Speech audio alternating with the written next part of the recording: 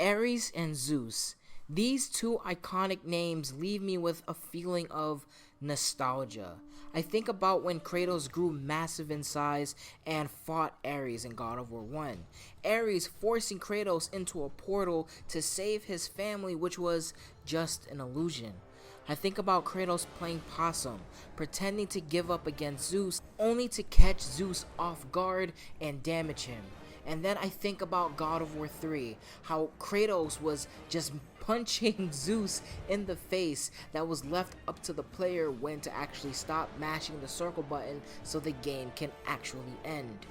The memories I have of playing these games for the first time will stick with me forever, and they will never be replaced. 8 years later, after God of War 3, God of War 2018 came out, and it had a whole different approach to storytelling. And this game featured another villain I love just as much as Ares and Zeus, which was Baldur. But I love this character for a whole different reason. While Ares and Zeus, I felt the epicness of those battles and the sense of how important those battles were to Kratos, and they created memories in my head that I will absolutely never forget. However, when it comes to Baldur, I felt a great deal of sympathy for him.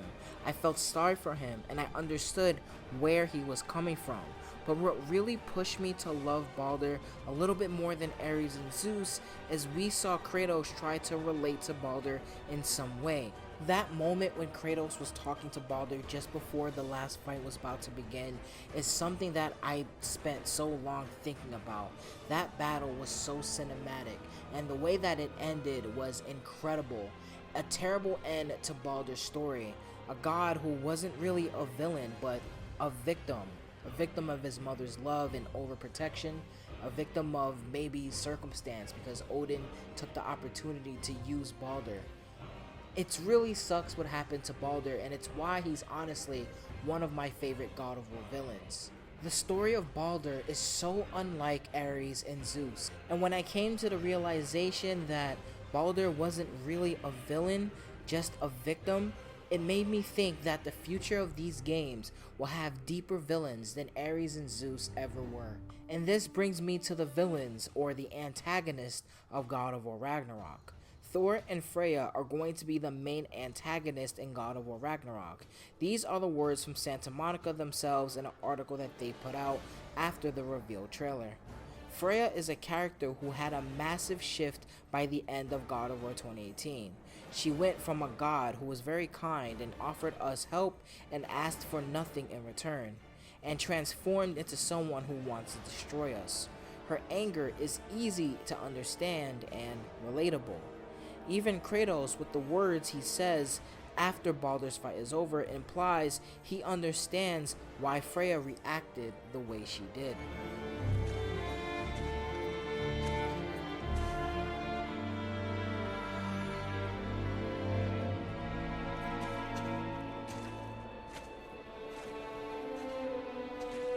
Well, guess we're the bad guys now.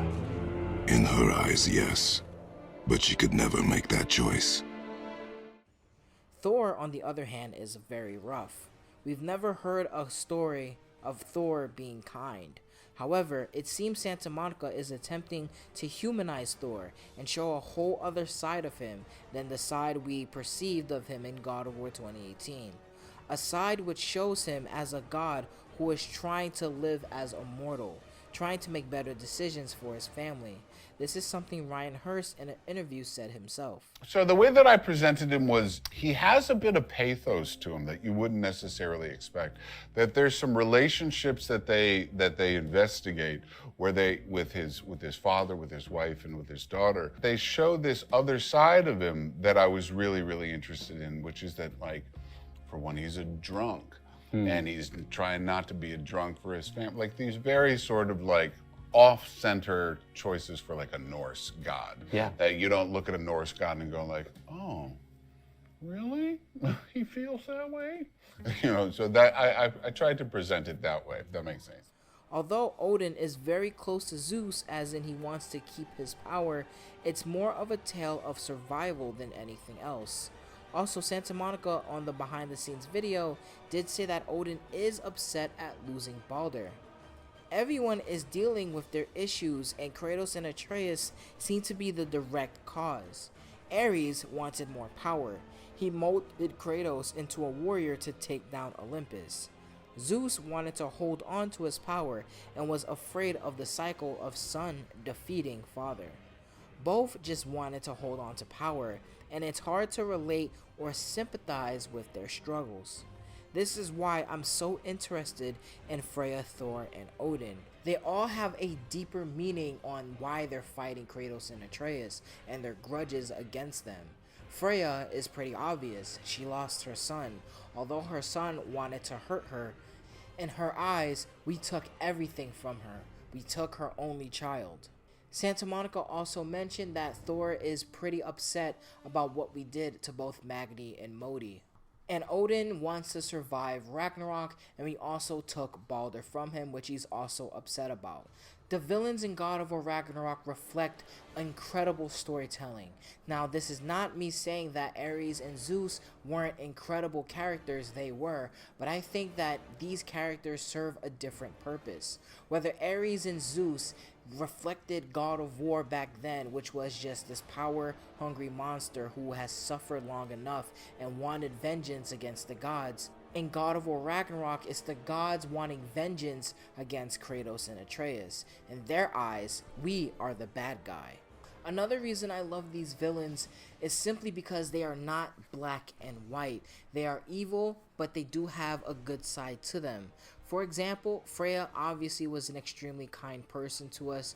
She saw a lot of herself inside of Kratos. It's a really, really interesting dynamic that Freya and Kratos had. When she turned, I'm not gonna lie, I was really disappointed. I really did like Freya as a character, and it was tough for me to see this dark side of her emerge. Thor is a real asshole, I'm just gonna say it, but the thing is, he does have this other side to him, a side that wants to do right by his family, and they acknowledge that his drinking might be an issue. And Odin just wants to survive. He, again, is not a nice person just like Thor, but is it really wrong to want to survive, no matter any means necessary? If you knew all you had to do was a few things just to change the results of something that everyone believes is your fate, would you actually do it? And I think that's something that we all can somewhat relate to. If we knew that our end is coming, wouldn't we try to prevent it? I don't know. I think that this story is going to be more interesting than anything else, and I can't wait until they get to peel back the layers of Odin and Thor. I love antagonists that are not these black and white character. They're evil for the sake of being evil and have no redeeming qualities. To me, the best antagonists are the ones that feel like if they had some time, maybe they could actually change. Maybe that things couldn't play out the way they were. Maybe because we see this other side of them, we know that this other side exists, and I think that's what makes for great storytelling. And this is just my opinion. But let me know what you all think about Thor, Odin, and Freya. These antagonists are going to be in God of War Ragnarok and appear in some way, and I am here along for the ride. Later, everybody.